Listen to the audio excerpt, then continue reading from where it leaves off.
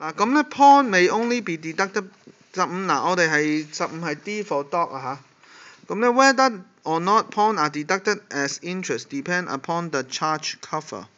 我哋睇深色嗰度啦，喺收入稅裏邊咧，嗰個俾稅嗰個人咧係可以減呢個 pawn 嘅，減呢個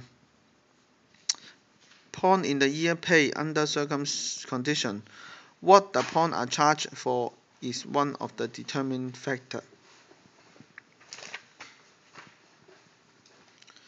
第15條啊嘛，答案係 D。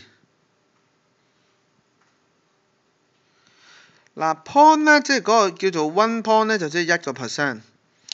咁呢個1%咧，係喺用嚟做乜嘢嘅咧？係視乎即係嗰個 charge 係 cover 啲乜嘢。如果佢係 cover 你個收入嘅 commission 嘅，咁佢咪 deductible 咯。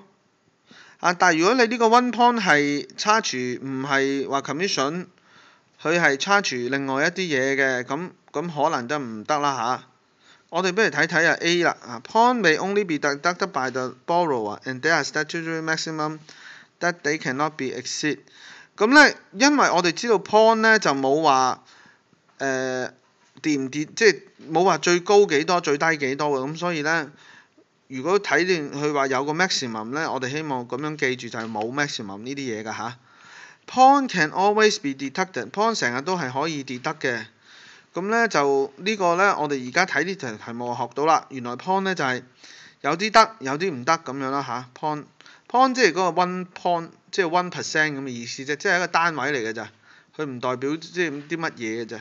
pawn are only deductible if the lender refer to them as pawned and they are separately charged for specific services。pawn 咧，如果嗰個 lender 話到明呢個係 pawn 嘅話咧，就可以deduct。如果佢唔話呢個係 pawn，佢係例如話做 appraisal 嘅錢咁樣，咁就唔得咁樣。咁就冇呢樣嘢㗎，因為 pawn 只不過係即係代表0.即係0幾咁樣，即係因為佢係一個